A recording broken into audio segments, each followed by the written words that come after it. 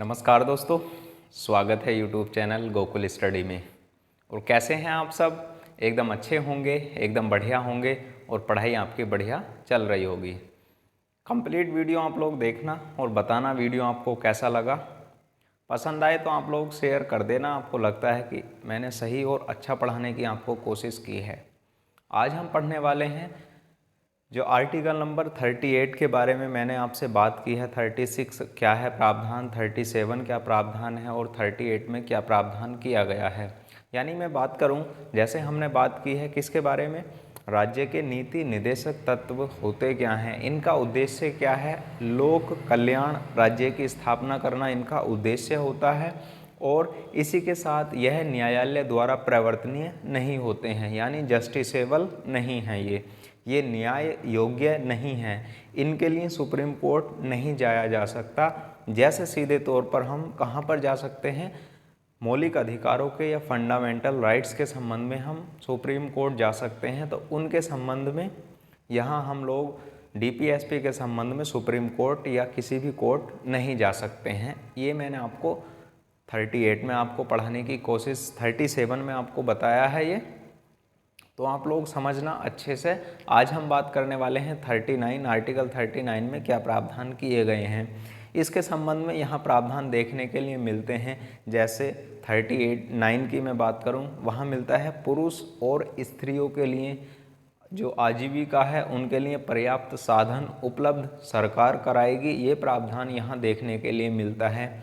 जो संसाधन हैं उन पर स्वामित्व देने का अधिकार हो, और इसके संबंध में स्वामित्व किस प्रकार दिया जाना चाहिए, यानी संसाधनों का विकेंद्रीकरण किया जाना चाहिए। ये प्रावधान यहाँ देखने के लिए आर्टिकल 39 में मिलते हैं। तो अच्छे से ध्यान से आप लोग समझना। पढ़ने की हम शुरुआत करते हैं आर्टिकल नंबर 39 से। चलो करते हैं शुरुआत। आर्टिकल नंबर 39 में क्या प्रावधान देखने के लिए मिलता है। सबसे पहला आर्टिकल 39 39, आर्टिकल नंबर 39 थोड़ा सा हम लोग यहाँ से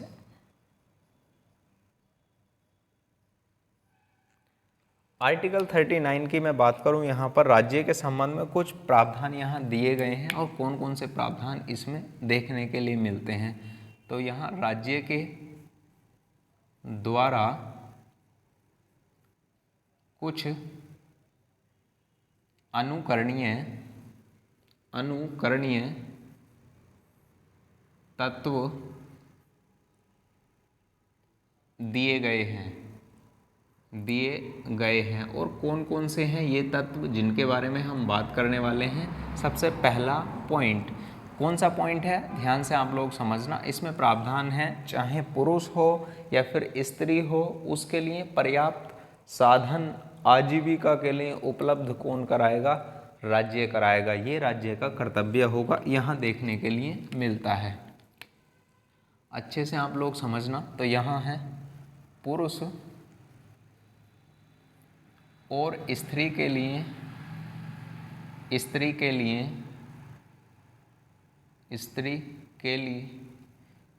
की आजीविका के लिए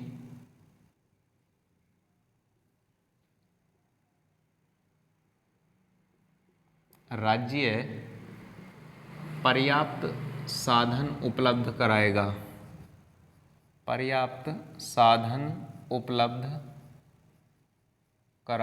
ये राज्य का कर्तव्य होगा, कराएगा। और यहीं पर देखने के लिए मिलता है जो संसाधन हैं, भौतिक संसाधन, उन पर स्वामित्व का अधिकार भी किसके द्वारा दिया जाएगा, राज्य के द्वारा। दूसरे पॉइंट की हम यहाँ पर बात करते हैं। तो क्या है दूसरा पॉइंट, यहाँ ध्यान से आप लोग देखना। दूसरा पॉइंट है समुदाय के भौतिक संसाधनों का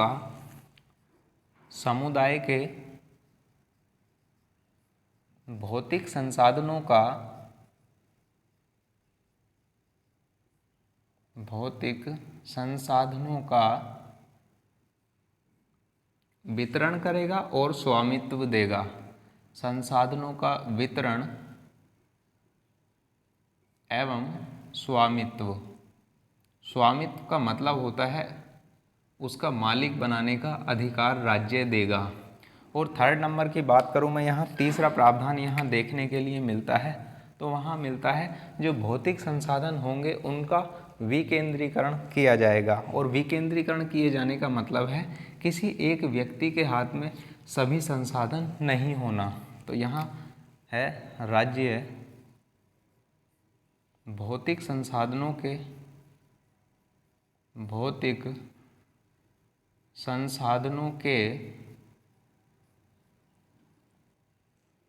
संसाधनों का विकेंद्रीकरण करेगा।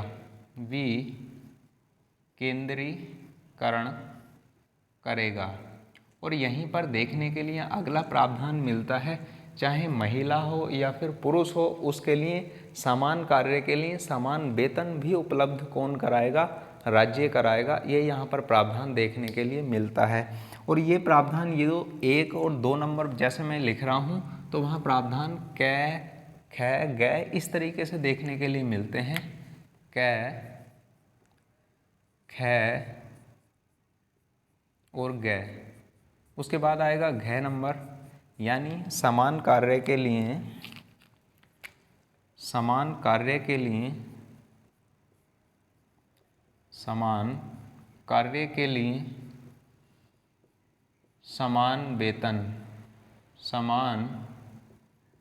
वेतन का प्रावधान कौन करेगा?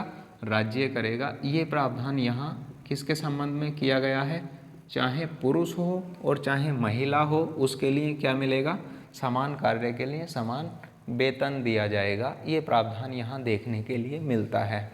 और जैसे पुरुष हो या फिर स्त्री हो और वो कार्य में लगे हुए हैं या कर्मगार हैं, तो उनके स्वास्थ्य से संबंधित भी प्रावधान कौन करेगा? राज्य ही करेगा। जैसे किसी भी कर्मचारी को सुरक्षा या फिर स्वास्थ्य हेल्थ संबंधी सुविधाएं उपलब्ध कराने का भी कार्य कौन करेगा? राज्य करेगा, जो कामों में लगे हुए हैं। जैसे हम बात यहाँ पर करते हैं, देखो अगला, तो यहाँ अणे नंबर आता है। अणे और क्या प्रावधान यहाँ देखने के लिए मिलता है? पुरुष और स्त्री कर्मकारों के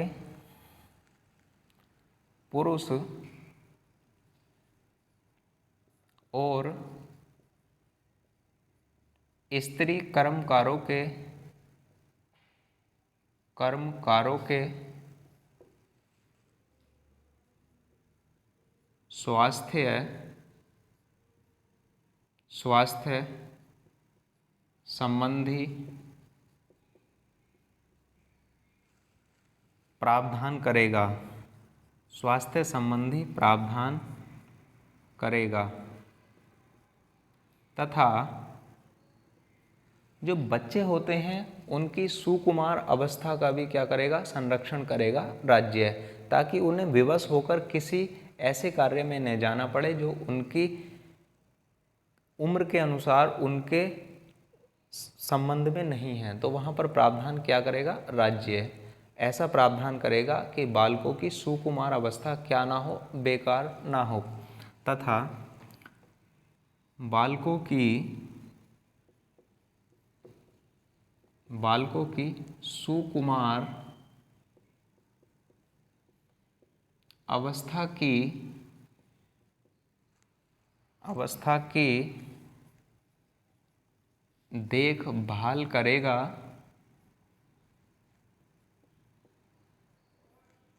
ताकि उन्हें विवश होकर, यानी परेशान होकर, विवश होकर किसी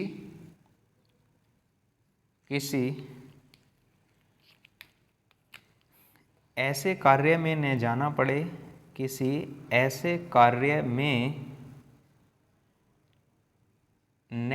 पड़े, जो इनके अनुकूल न हों। अच्छे से आप लोग ध्यान से समझ गए होंगे इस बात को। चाहे पुरुष है चाहे स्त्री कर्मकार है, जो वर्कर होते हैं उनके लिए स्वास्थ्य संबंधी उपलब्ध या साधन उपलब्ध कौन कराएगा? राज्य कराएगा। तथा बालकों के लिए भी क्या करेगा? उनकी सुकुमार अवस्था का संरक्षण करेगा और उनके लिए ऐसे प्रावधान बनाएगा ताकि जो उनकी सुकुमार अवस्था वह विवश होकर किसी भी ऐसे कार्य में न जाएं जो उनके अनुकूल न हों। तो उनके संबंध में भी जैसे प्रावधान देखने के लिए मिलता है, अभी हम आर्टिकल नंबर 45 में भी पढ़ेंगे और आर्टिकल नंबर 21 ए में प्रावधान 21 कै में भी हमने इसको पढ़ा है कि 6 से 14 वर्ष के बच्चों के लिए निःशुल्क शिक्षा का प्रावधान है। तो वहाँ पर राज्य उनके लिए शिक्षा उपलब्ध कराएगा। यहाँ पर ये प्रावधान देखने के लिए मिलता है आर्टिकल 39 में डीपीएसपी में। तो अच्छे से आप लोग इसको समझ गए होंगे।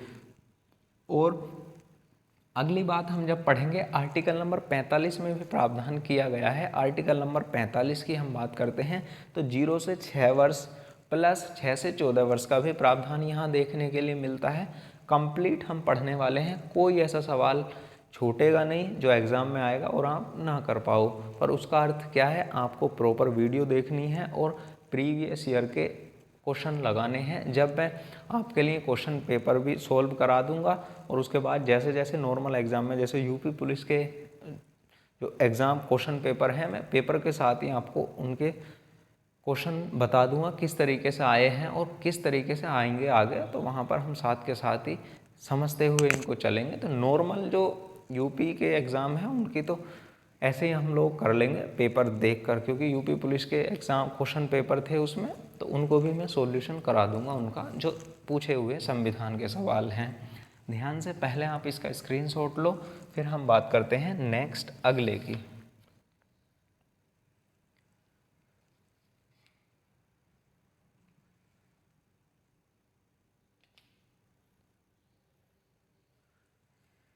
लिया होगा आपने स्क्रीनशॉट?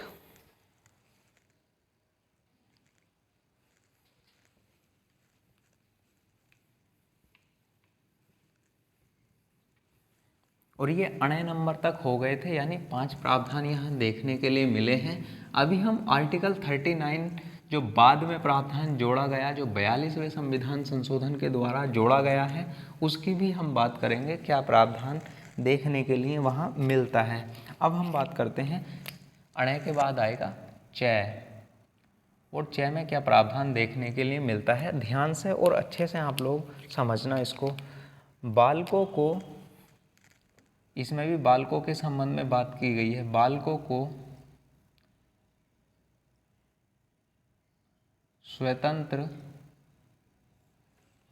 को स्वतंत्र और गरिमा में वातावरण में और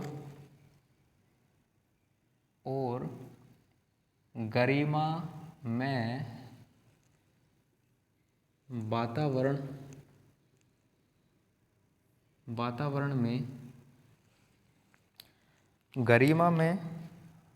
वातावरण में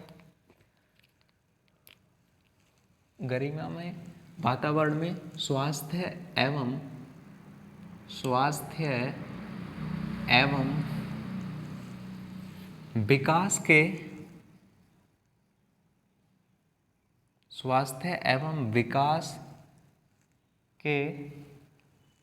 विकास के अवसर और सुविधाएं दी जाएं।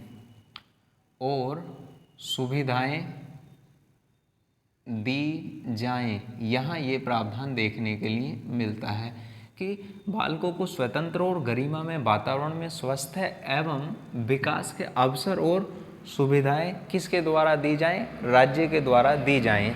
ये प्रावधान यहाँ देखने के लिए मिलता है। अच्छे से आप लोग इसको समझ गए होंगे। इसका मतलब है स्वतंत्र हो और कैसा हो? गरिमा में।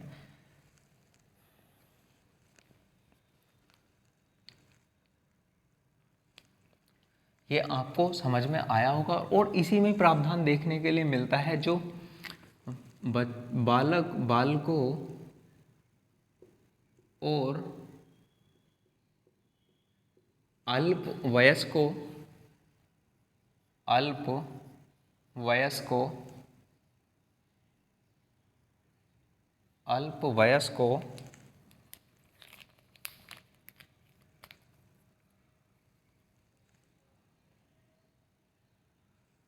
अल्पवयस्कों की शोषण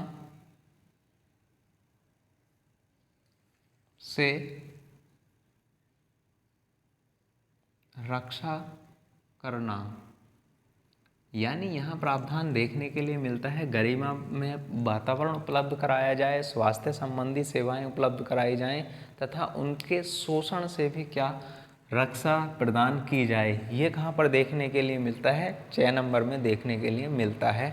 ये राज्य ऐसे प्रावधान करेगा विधि बनाते समय। ये मैंने आर्टिकल 37 में वहाँ पर आपसे बात की है उसके बारे में कि विधि जब बनाएगा तो अब इन विधि के संबंध में हम उन विधियों की बात कर रहे हैं कौन कौन सी विधि को ध्यान में रखेगा। यदि आप कंटिन्यू वीडियो आप लोग देखते हो तो आपको पक्का प्रॉपर समझ में आने वाली है हर चीज़। कोई भी ऐसा बारीक से बारीक पॉइंट, छोटे से छोटा पॉइंट आपको परेशान नहीं करेगा। पर आपकी शर्त है वीडियो आपको कंप्लीट देखने होंगे और आपको लगे तो आप लोग इसको शेयर भी कर दिया करो, आपको लगता हो कि सही मैंने आपको पढ़ाने की कोशिश की है। और ये प्रावधान हमारे कब जोड़े गए थे? शोषण से संबंधित ये प्रावधान जोड़े गए थे 42वें संविधान संशोधन 1976 के माध्यम से। और सीए जो पहले से वीडियो देखता आ रहा है उसको तो पता होगा सीए का मतलब है कॉन्स्टिट्यूशन अमेंडमेंट, यानी संविधान संशोधन 42वां संविधान संशोधन 1976 के द्वारा ये प्रावधान देखने के लिए मिलता है। अब आर्टिकल नंबर 19 का कै में क्या प्रावधान जोड़ा गया उसकी हम यहाँ बात करते हैं और कैसे कैसे प्रावधान यहाँ देखने के लिए मिलते हैं। ध्यान से आप लोग समझना। ये आर्टिकल नंबर 39 के क्या थे? अलग अलग सेक्शन थे। अब जो अलग से प्रावधान जोड़ा गया था अनुच्छेद 39 का कै नंबर प्रावधान यहाँ देखने के लिए जोड़ा गया था। यहाँ है समान अवसर के आधार पर, समान अवसर के आधार पर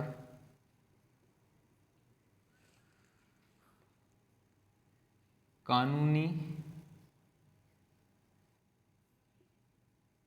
सहायता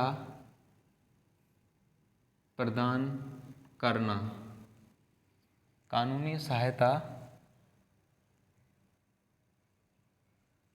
समान अवसर के आधार पर निःशुल्क न्याय प्रदान करना, ये आगे आएगा इसी में। तो यहाँ समान अवसर के आधार पर निःशुल्क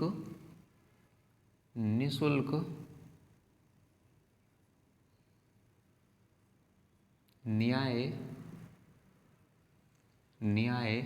प्रदान करना तथा और क्या कि निःशुल्क कानूनी सहायता प्रदान करना, निःशुल्क कानूनी सहायता उपलब्ध कराना तथा निःशुल्क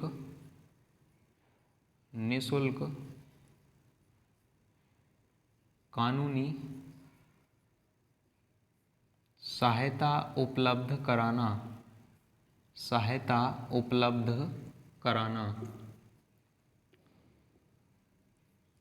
अभी समझाने वाला हूँ इस पॉइंट को भी, कराना, ताकि गरीबों को अन्याय का शिकार न होना पड़े। यानी यहाँ प्रावधान देखने के लिए क्या मिलता है? समान अवसर के आधार पर निःशुल्क न्याय प्रदान करना ये राज्य करेगा। और उसके बाद यहाँ प्रावधान देखने के लिए मिलता है निःशुल्क कानूनी सहायता उपलब्ध कराने का कार्य कौन करेगा? राज्य ही करेगा, ताकि जो गरीब लोग हैं वो क्या ना कर सकें, ऐसे अन्याय का शिकार उनका ना हो। यानी इसका मतलब है कोई विवाद हो जाता है तो वहाँ पर आपके पास वकील नहीं है तो सरकारी वकील उपलब्ध कराने का प्रावधान किसका होगा? यहाँ पर राज्य का होगा। ये प्रावधान यहाँ देखने के लिए मिलता है। और इस प्रावधान को कब जोड़ा गया था? 42वें संविधान संशोधन के द्वारा ही इसको जोड़ा गया था। ध्यान से आप लोग समझना इसको। कब जोड़ा गया था? 42 कॉन्स्टिट्यूशन अमेंडमेंट 1976 के माध्यम से ही इसको यहाँ पर जोड़ा गया था। अच्छे से आप लोग समझ गए होंगे। अब हम बात करते हैं आर्टिकल नंबर 40 में क्या प्रावधान है। आसान है, सभी को पता है, एग्जाम में बार बार पूछा जाने वाला आर्टिकल है आर्टिकल नंबर 40। आर्टिकल नंबर 40 में प्रावधान देखने के लिए मिलता है ग्राम पंचायतों का संगठन। तो पहले आप लोग इसका स्क्रीनशॉट लो, फिर हम बात करते हैं किसके संबंध में। आर्टिकल नंबर 40, आर्टिकल नंबर 40, उसमें क्या प्रावधान है। लिया होगा आपने स्क्रीनशॉट, और ध्यान से आप लोग बढ़िया तरीके से इसको समझते हुए चला करो। कोई भी आपकी क्वेश्चन है तो आप लोग कमेंट बॉक्स में लिख दिया करो, आसानी से आपको जवाब मिल जाएगा। ध्यान से समझना आर्टिकल नंबर 40। और आर्टिकल नंबर 40 में क्या प्रावधान देखने के लिए मिलता है। आर्टिकल 40 की मैं बात करूं तो यहाँ प्रावधान देखने के लिए मिलता है। और सबसे अच्छा कॉन्सेप्ट ये क्या है, पहला सवाल यहाँ से पूछा जाता है अनुच्छेद 40 किसके सिद्धांतों से संबंधित है। तो ये आर्टिकल नंबर 40 गांधी जी के सिद्धांतों से संबंधित है ये आर्टिकल 40। तो यह है गांधी जी के सिद्धांतों से संबंधित है, सिद्धांतों से संबंधित है। और इसी में प्रावधान किसके लिए किया गया है, जो ग्राम पंचायतें हैं, नगर पंचायतें हैं, उनको क्या दी जानी चाहिए, स्वायत्त शासन यानी खुद की सरकार चलाने का अधिकार दिया जाना चाहिए। यहीं पर ग्राम पंचायतों के सबसे पहले जो आर्टिकल की शुरुआत होती है तो आर्टिकल 40 में ग्राम पंचायतों के संगठन का उल्लेख यहाँ देखने के लिए मिलता है, ताकि ग्राम पंचायतों का गठन किया जाना चाहिए। तो यहाँ हम बात करते हैं किसके संबंध में, इसमें ग्राम पंचायतों के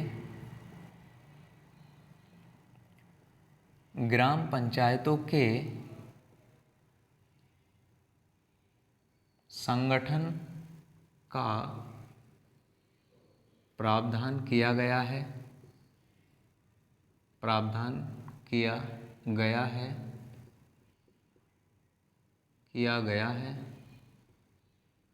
और इन्हें स्वायत्तता देने की बात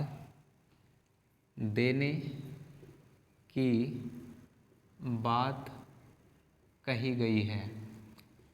कहने का अर्थ क्या है, यहाँ पर ग्राम स्तर पर ग्राम पंचायतों का गठन होना चाहिए, ग्राम स्तर पर ग्राम पंचायतों का गठन होना चाहिए, नगर स्तर पर नगर पंचायतों का,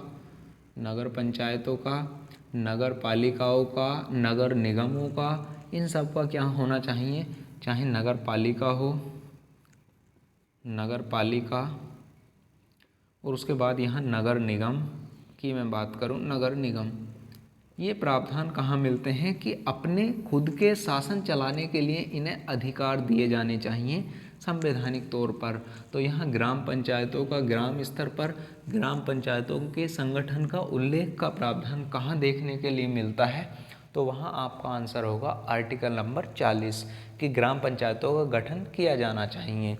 तो ध्यान से आप लोग यहाँ समझ गए होंगे और उन्हें स्वायत्तता देने की बात कही गई है कि उनको खुद शासन चलाने का अधिकार दिया जाना चाहिए। और इसके आधार पर ही हमारे कौन कौन से संविधान संशोधन हुए, 73वां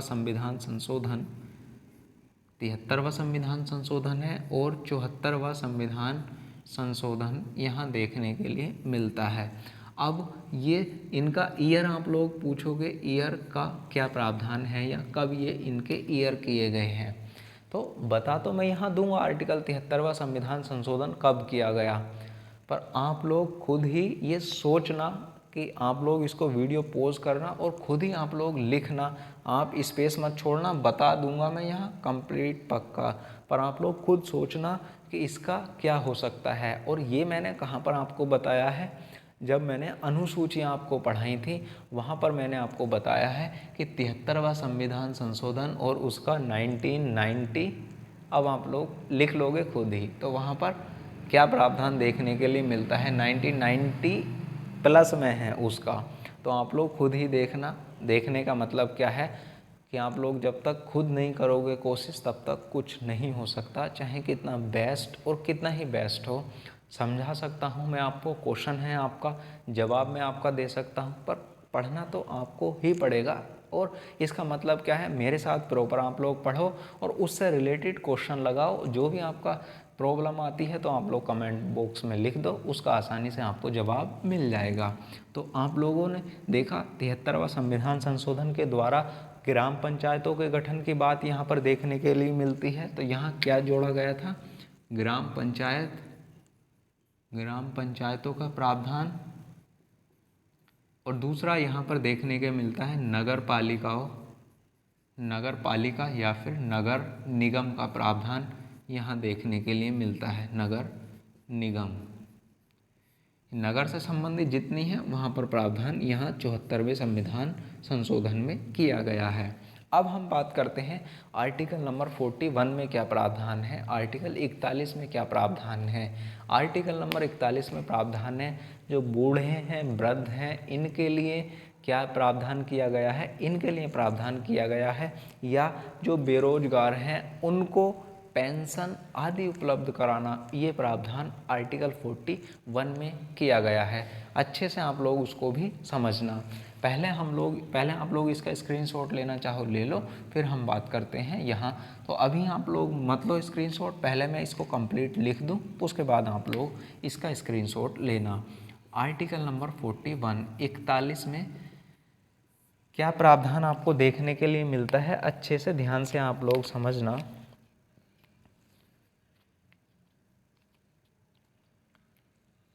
कुछ विशेष दशाओं में, कुछ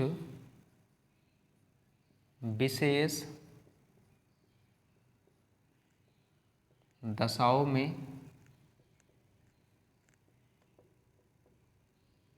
जैसे बुढ़ापा, जैसे बुढ़ापा, बेरोजगारी, बुढ़ापा, बेरोजगारी, कोमा बीमारी तथा असक्तता, असक्तता का मतलब है, सक्तता का मतलब है अपाहिज हो जाना। ये बीमारी तथा असक्तता के, असक्तता के, असक्तता, असक्तता की दशा में शिक्षा, शिक्षा सहायता, यहाँ की दशा में काम, काम कोमा शिक्षा व लोक सहायता, लोक सहायता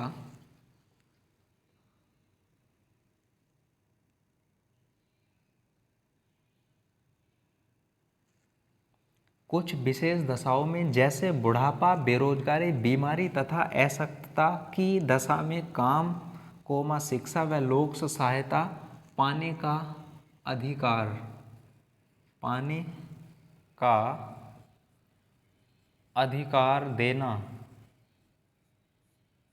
अधिकार देना।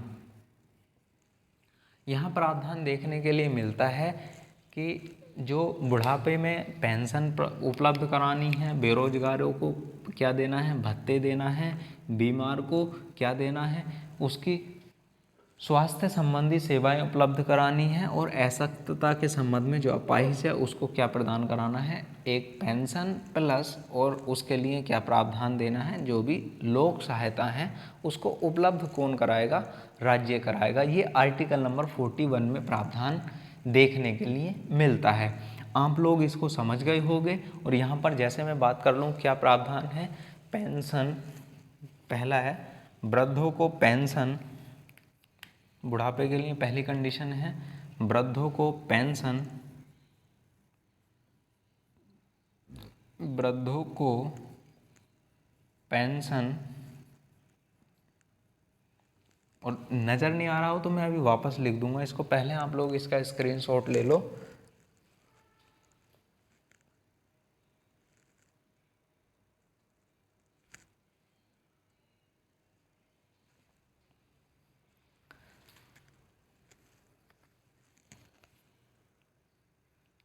वृद्धों को पेंशन, और यहाँ पर दूसरा लिखना है मनरेगा संबंधित प्रावधान, मनरेगा संबंधी प्रावधान। और तीसरा प्रावधान यहाँ देखने के लिए मिलता है दिव्यांग हेतु आरक्षण, दिव्यांग हेतु आरक्षण का प्रावधान, आरक्षण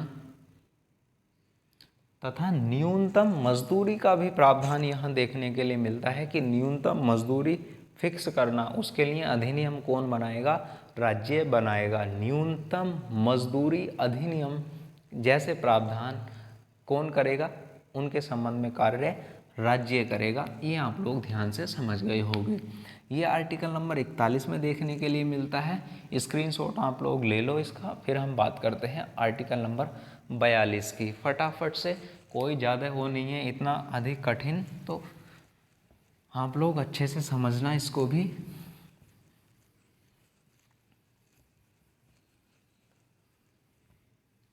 अब हम बात करते हैं आर्टिकल नंबर 42 में क्या प्रावधान देखने के लिए मिलता है।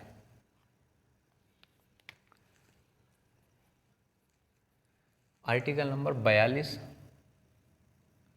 आर्टिकल नंबर 42 42, इसमें क्या प्रावधान मिलता है अच्छे से समझना।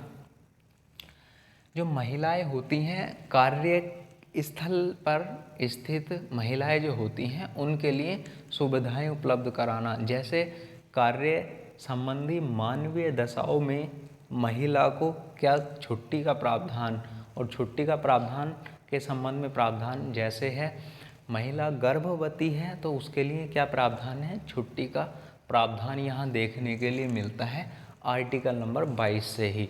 तो ध्यान से आप लोग समझना, जैसे महिलाओं के लिए जो गर्भवती महिलाएं हैं उनको छुट्टी का प्रावधान है 42 वीक की छुट्टी, 42 सप्ताह की छुट्टी का प्रावधान उनके लिए किया गया है। हालांकि इसकी मांग को और भी बढ़ाया गया है कि और 42 दिन से अधिक इसको 42 सप्ताह से और बढ़ाया जाए। तो यहाँ 42 सप्ताह की छुट्टी का प्रावधान किया गया है मातृत्व लाभ के संबंध में, यानी जो महिला है कार्यस्थल पर सरकारी महिलाएं जो होती हैं उनके लिए छुट्टी का प्रावधान है 42 वीक की छुट्टी का, जो सरकारी उपक्रमों में लगी हुई महिलाएं हैं। तो यहाँ क्या प्रावधान देखने के लिए मिलता है, कार्य की न्याय संगतता, कार्य की न्याय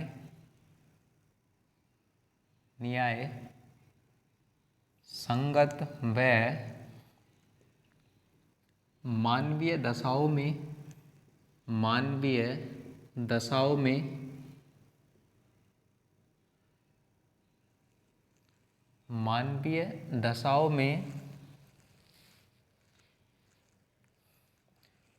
दशाओं में मातृत्व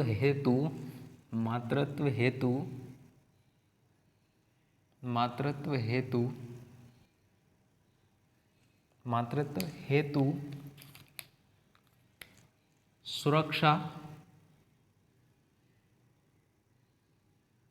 यहाँ ऐसे लिख लो, मातृत्व की सुरक्षा हेतु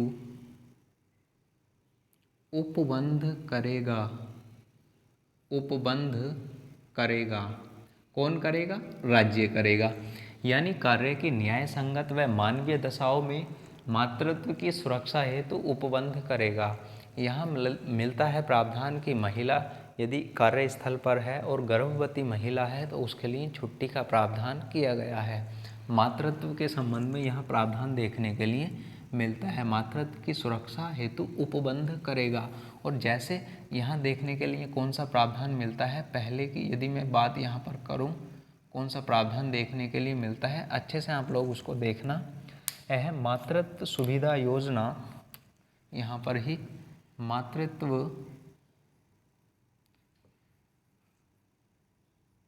मातृत्व सुविधा योजना और ये कब बदलाव हुआ? इसमें 2017 में बदलाव हुआ। मातृत्व सुविधा योजना 2017। तो इसमें क्या प्रावधान है? इसमें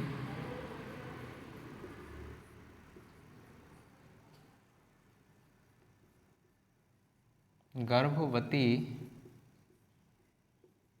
महिला के लिए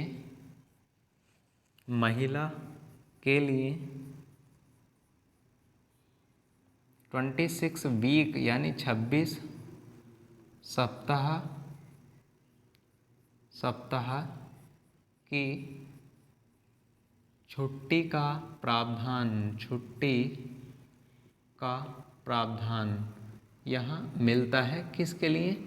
महिलाओं के लिए मिलता है ये प्रावधान। यहाँ अच्छे से आप लोग इसको समझ गए होंगे कि इसमें गर्भवती महिला के लिए 26 वीक की सप्ताह की छुट्टी का प्रावधान किया गया है। ये प्रावधान आर्टिकल नंबर 42 में है कि महिलाओं के लिए छुट्टी मिलती है। तो कहाँ पर? आर्टिकल नंबर 42 में। अब हम बात करते हैं आर्टिकल नंबर 43 में। जो कर्मचारी होते हैं उनके लिए लघु एवं कुटीर उद्योगों का विकास करना, ये कौन करेगा? राज्य करेगा। आपने देखा ना, लघु उद्योग हैं, मध्यम उद्योग हैं, कुटीर उद्योग जो छोटे वर्ग के संबंधित लोग हैं उनके लिए राज्य क्या करेगा? कुटीर उद्योगों को बढ़ावा देगा। ये प्रावधान आर्टिकल नंबर 43 में किया गया है, उसकी हम यहाँ पर बात करते हैं। ध्यान से आप लोग देखना। अब हम बात करते हैं आर्टिकल नंबर 43 और इसमें क्या प्रावधान देखने के लिए मिलता है? तो इसमें प्रावधान देखने के लिए मिलता है कर्मचारियों को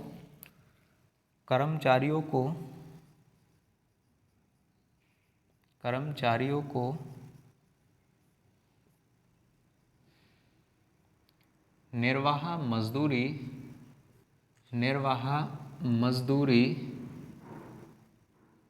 व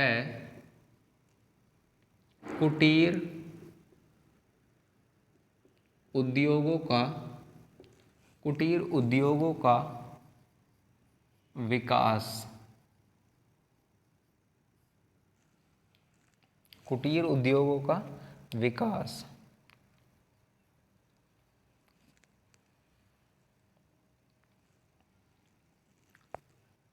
इसका मतलब है कर्मचारी जो होते हैं उनकी निर्वाह मजदूरी, उनको मजदूरी उपलब्ध कराना कर्मचारियों को, ये प्रावधान राज्य करेगा। जैसे कोई कंपनी है वह मजदूरी नहीं देती है तो उनके लिए भी विधान बनाएगा राज्य। ये तो आर्टिकल नंबर 43 के कै में जोड़ा गया है प्रावधान। पर यहाँ ये राज्य का कर्तव्य बताया गया है कि कर्मचारियों को निर्वाह मजदूरी दी जाए। ये कर्तव्य किसका है? ये कर्तव्य है राज्य का। एवं कुटीर उद्योगों का क्या किया जाना चाहिए? विकास किया जाना चाहिए ताकि जो मजदूर हैं उनको कार्य मिल सके। ये आपको समझ में आया होगा कि उनके लिए क्या मिले? रोजगार भी मिले और निर्वाह के लिए मजदूरी भी कौन उपलब्ध? कर्मचारियों को उपलब्ध हो, ये कर्तव्य राज्य का होगा। अब यहाँ देखने के लिए मिलता है आर्टिकल नंबर 43 के कै में कि निर्वाह मजदूरी के संबंध में या मजदूरी के लिए जो मजदूरों की मजदूरी है उनके लिए विधान बनाना, ये किसका अधिकार है? ये राज्य का अधिकार होगा।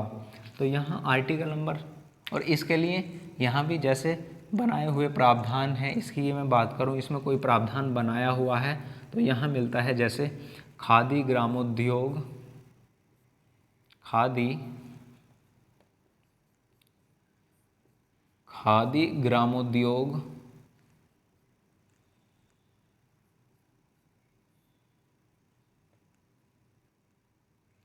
खादी से संबंधित वहाँ क्या करना, उनमें मजदूरी के लिए, निर्वाह के लिए मजदूरों को लगाना, कर्मचारियों को लगाना, ये राज्य का प्रावधान होगा। अब आर्टिकल नंबर 43 के कै में क्या प्रावधान देखने के लिए मिलता है, मजदूरों के लिए जो मजदूरी के संबंध में विधान या नियम या फिर कानून बनाना, मजदूरों की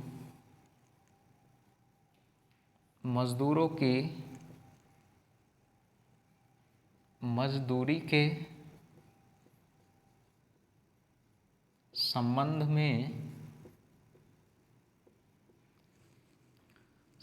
में विधान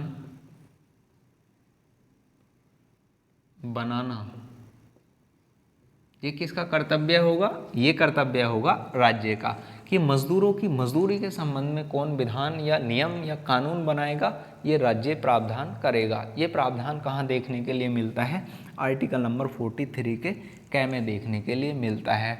और सहकारी समितियों का, सहकारी संघ का गठन कौन करेगा, राज्य करेगा। इसके संबंध में आर्टिकल नंबर 43 के ख जोड़ा गया है, जो 97वें संविधान संशोधन 2011 के द्वारा जोड़ा गया था, उसकी भी मैं यहाँ साथ के साथ बात कर लेता हूँ। ध्यान से आप लोग यहाँ उसको भी देख लो और लिख लो। और इसकी मैं बात करूँ ये कब जोड़ा गया था, तो 42वें संविधान संशोधन के द्वारा इसको जोड़ा गया था, ये भी आप लोग लिख लेना 1976 के। अब हम बात करते हैं आर्टिकल नंबर 43 के ख की। तो हम ज़्यादा आप लोग समझाना और थोड़ा सा वीडियो लंबा हो जाए तो आप लोग प्रॉपर देखा करो वीडियो, तभी आपको चीज़ें समझ में आएंगी। सहकारी समितियों का यहाँ पर मिलता है, अभी मैंने आपको बताया सहकारी कोऑपरेटिव, सहकारी समितियों का उन्नयन करना यानी गठन करना, उन्नयन करना। और ये प्रावधान कहाँ पर देखने के लिए मिलता है, आर्टिकल नंबर 43 के ख में देखने के लिए मिलता है।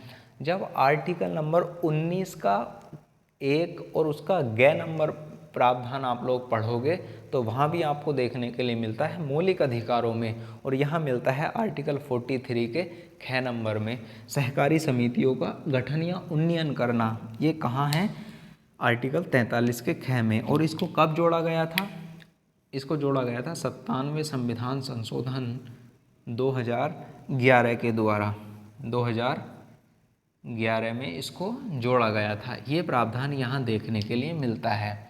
अब फिर उसके बाद हम बात करते हैं आर्टिकल नंबर 44 में क्या प्रावधान किया गया है, तो ध्यान से आप लोग उसको भी समझ लेना 44 को। और उसके बाद उनके 2 संबंधित केस हैं, उनके बारे में कौन से केस हैं उनका नाम आप लोग याद रख लेना, और कब के केस हैं बस उनके ईयर याद रख लेना। बाकी एक समान नागरिक संहिता का मतलब क्या है उसको मैं बता दूंगा, और किस राज्य में लागू है उसको मैं आपको बता दूंगा। यही एग्ज़ाम में पूछा जाने वाला सवाल होता है। पहले आप लोग इसका स्क्रीनशॉट लो, फिर हम बात करते हैं नेक्स्ट के संबंध में क्या प्रावधान है।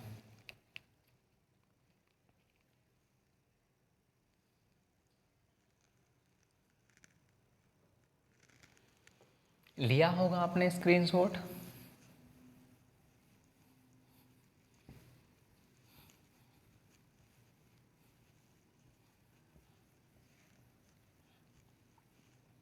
अच्छे से आप लोग समझना, इस पर कई बार विवादित रहता है माइंड में भी। तो आर्टिकल नंबर 44 में हम प्रावधान की बात करते हैं, तो क्या प्रावधान किया गया है, तो यहाँ पर देखने के लिए मिलता है एक समान राज्य का, या इसमें क्या प्रावधान है, एक समान नागरिक संहिता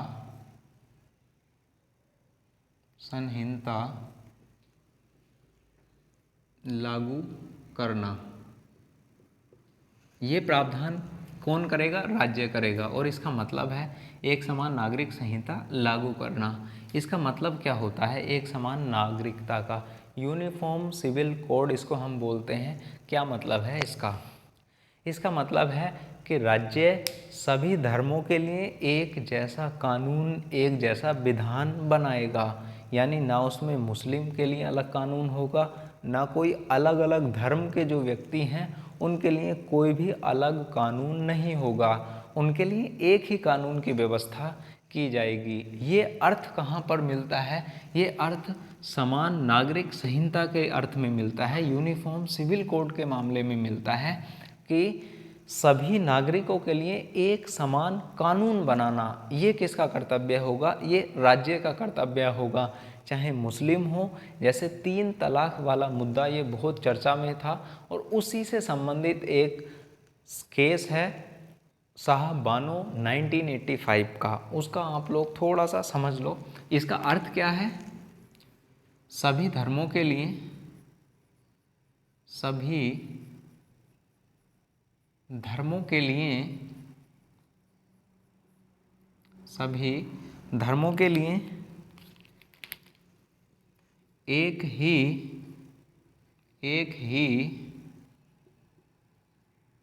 विधान बनाना, एक ही कानून बनाना। और एक केस कहाँ किससे संबंधित है? इसी से संबंधित है, शाह बानो 1985 का मामला है। और इसमें ये महिला थी शाह बानो, मुस्लिम महिला, और इनके 3 बच्चे भी थे और इनके पति ने इनको क्या कर दिया था? छोड़ दिया था। तो इन्होंने मांग की थी सरकार से, अपील की थी कि क्या किया जाना चाहिए। शाह बानो ने अपील की कि इनको क्या मिलना चाहिए? जो इनके पति हैं इनको वेतन प्रदान करें, इनके लिए निर्वाह जो इनका खर्च है वो दें। यहाँ पर प्रावधान किया गया था शाह बानो से संबंधित केस के मामले में, यानी तलाक इनको दे दिया गया था। 3 बच्चे थे इनके, फिर भी इन मुस्लिम महिला को क्या कर दिया गया था? इनके पति ने इनको छोड़ दिया था। तो इस मामले में सबसे पहला जो प्रावधान देखने के लिए मिलता है 44 के संबंध में नागरिक सा जो समान नागरिक संहिता का है वो ये मिलता है 1985 का, कि निर्वाह के लिए जो भी पति होगा वो क्या उपलब्ध कराएगा? जो खर्च होगा महिला का वो खर्च देगा। ये प्रावधान यहाँ इससे संबंधित केस में एक बाद में 1995 में भी आया, मुदगल इससे संबंधित मामला 1995 में। 2016 का केस था एक, उसमें वहाँ पर देखने के लिए मिला ये प्रावधान कि जो भी व्यक्ति होगा, एक पर्सन जो महिला को छोड़ेगा तो वो क्या उपलब्ध कराएगा? महिला को जो साधन है, साधन का मतलब उसके निर्वाह के लिए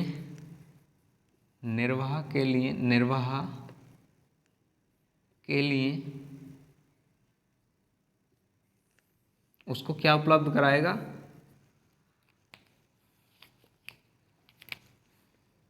धन उपलब्ध कराएगा।